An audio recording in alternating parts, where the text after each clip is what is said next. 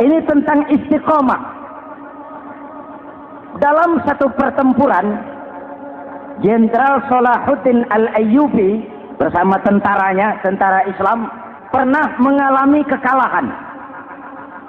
Karena kalah, banyak yang ditahan jadi tawanan orang-orang kafir, beberapa perwira dan banyak ofisir.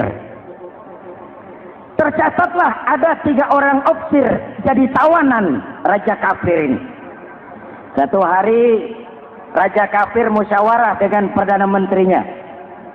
Perdana menteri, saya tuan raja, ini tawanan Islam ini enaknya diapain? Kalau enaknya sih dibunuh saja tuan raja, selesai urusan. Soal bunuh sih gampang perdana menteri. Maksud tuan raja, bujuk saja agar dia meninggalkan Islamnya, ikut ke agama kita. Nanti kita kasih hadiah. Begitu. Iya, baiklah. Besok saya sidang 3-3-nya. Besoknya ini 3 ofisir disidang di tempat terbuka langsung oleh perdana menteri. Mula-mula dipanggil ofisir pertama. Ofisir pertama, ya perdana menteri, sini. Baik. Kamu tahu kamu siapa? Tahu. Siapa kamu? Tawanan. Iya, kalau tawanan bisa diatur kan? Diatur bagaimana? Kamu mau nggak ikut saya bersama Tuan Raja meninggalkan Islam agamamu, mengkhianati saudara-saudaramu sebangsa, setanah air, sekeyakinan? Ikut dengan saya, tinggalkan Islam. Nanti kamu akan saya angkat jadi pejabat tinggi, gaji cukup, rumah cukup, kendaraan cukup, istri cukup. Tapi kalau kamu menolak, kamu akan saya bunuh. Tuan Perdana Menteri, ya. Apa Anda menyangka selama ini saya berjuang karena kepengen kedudukan yang tinggi? Nih. Tuan menyangka saya berjuang ini karena kepengen harta yang banyak, jaminan hari depan yang memadai? Tidak, Tuan Perdana Menteri. Saya tinggalkan keluarga, kampung halaman, sanak famili, handai taulan. Saya jihad karena mengharap ridho Allah Subhanahu wa ta'ala. Tapi sekarang kamu tawanan kan? Itu resiko perjuangan. Kamu tidak mau meninggalkan Islam? Tidak. Kamu akan saya bunuh. Silakan. Kamu tidak takut mati? Tidak. Kamu berani? Dari kemarin. Apa dikira baru sekarang saya berani? Tuan Perdana Menteri, saya berharap memang saat-saat seperti ini bisa saya temukan. Ibadah saya sedikit, sholat saya kurang, puasa saya kurang. Barangkali dengan jihad saya bersimbah darah, mati di tangan Tuhan, Allah akan mengampuni dosa-dosa saya dan saya dapat tiket untuk mencapai keridhaannya.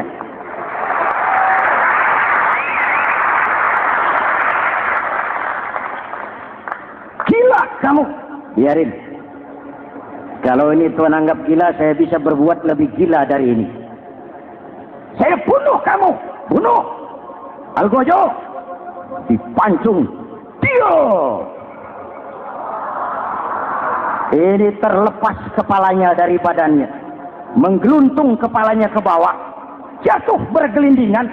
Itu kepala lepas dari badan, ngaji. Baca ayat Quran. Sampai Perdana Menteri bingung. Minggir, minggir. Ini ada kepala ngaji.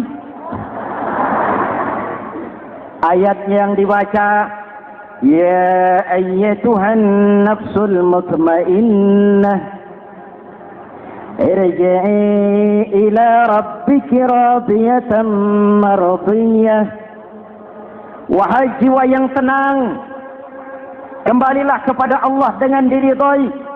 Masuklah ke dalam golongan hamba-hambaku dan masuklah ke dalam surgaku. Matanya terpejam rapat, bibirnya tersenyum. Dia gugur sebagai syahid karena membela keyakinan. Dia istiqomah, tidak goyah oleh tawaran jabatan dan kedudukan yang tinggi.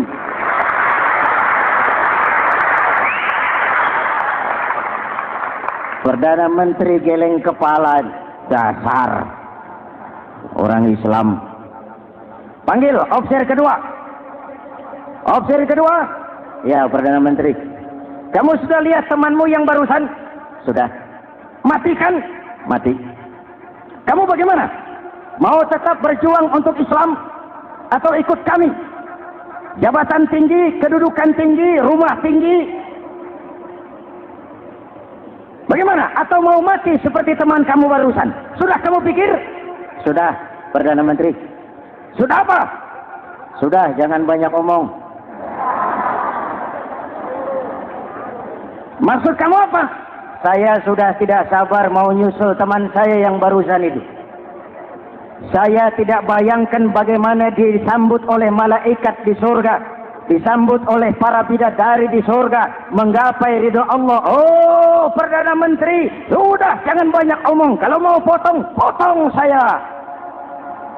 Perdana Menteri bilang ini lebih gila dari yang pertama. Yang pertama masih mau diajak ngomong, ini malah langsung minta disembelih. Ayo, Algojo, potong. Potong lagi.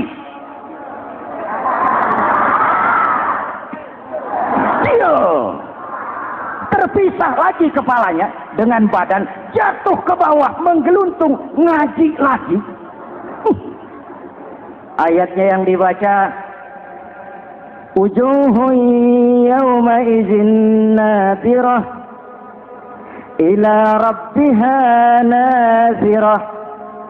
Muka mereka hari itu berseri-seri kepada ridho Allah. Mereka memandang, bibirnya senyum, matanya terpejam, dan dia ajal dengan husnul khatimah, mendapat syahid karena teguh punya keyakinan, istiqamah dalam perjuangan, tidak goyang, tidak mencela dan mencele.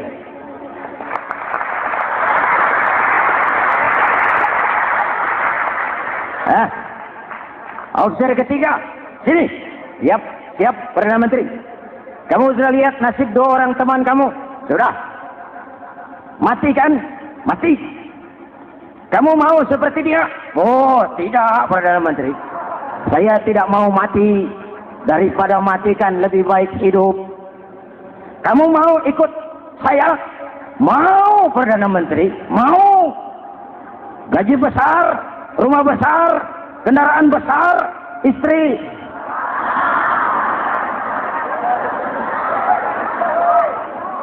Mau, Perdana Menteri, saya mau. Daripada tidak jadi apa-apa, kan lebih baik jadi apa-apa. Daripada tidak punya apa-apa, kan lebih baik punya apa-apa. Oh, jadi kamu selama ini berjuang karena mau cari apa-apa? Iya. Bagus. Nanti saya musyawarah sama raja. Kamu diangkat jadi bupati di mana? Tunggu ya. Perdana Menteri laporan, Tuan Raja. Ya, ini officer ketiga kelihatannya baik ini. Dia mau mengkhianati teman-temannya, sebangsa, setanah air, sekeyakinan. Mengkhianati bangsanya, meninggalkan agamanya. Dia mau ikut kita. Kita angkat jadi pejabat di mana dia? Raja senyum. Oh, soal angkat mengangkat sih gampang, Perdana Menteri.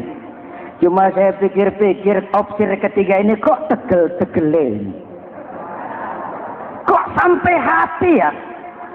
Temannya sendiri, seiman, sekeyakinan, sebangsa, setanah air, dikhianati karena mengejar jabatan, harta, kedudukan. Orang itu, Perdana Menteri, kalau sudah mau mengkhianati saudaranya sendiri, apalagi orang lain.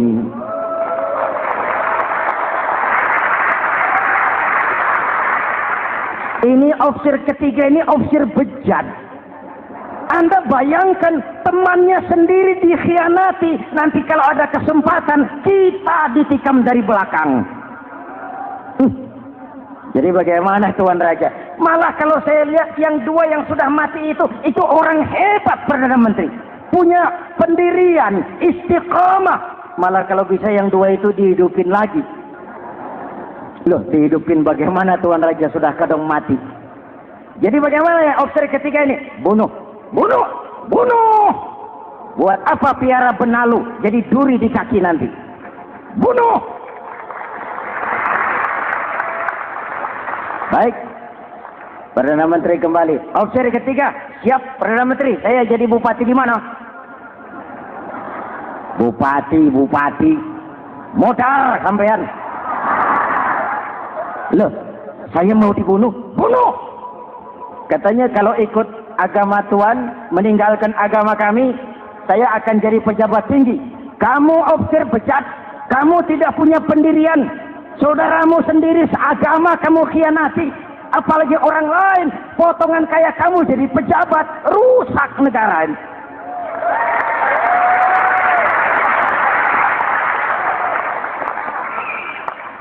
Hadirin hadirat yang berbahagia, saya lanjutkan cerita ini. Nanti kesimpulan diambil sendiri-sendiri. Jadi saya mau dibunuh, Tuan Perdana Menteri. Ya, kamu mau dibunuh. Tidak jadi pejabat? Tidak. Kamu bejat. Bejat kok mau jadi pejabat? Nanti juga kalau kamu jadi pejabat, paling kerjamu memperkaya dirimu sendiri. Paling banter keluargamu dan golonganmu. Rakyat tetap saja tidak terurus.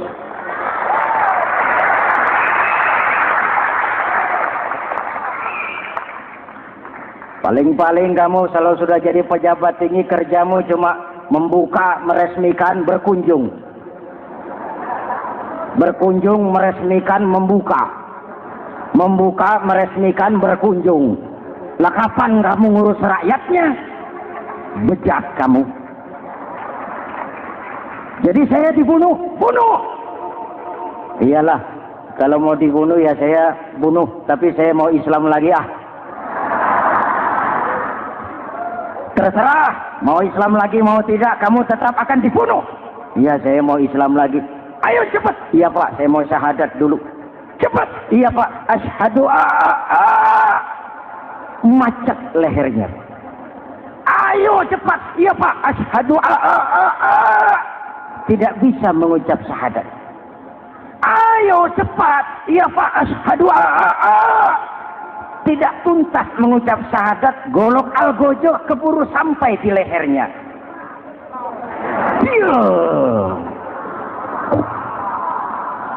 Darah mancur, pisah kepala dengan badan, menggeluntung ke bawah. Ngaji lagi. Dia bekas santri, masih bisa ngaji. Cuma ayat yang dibaca lain sama dua temannya tadi.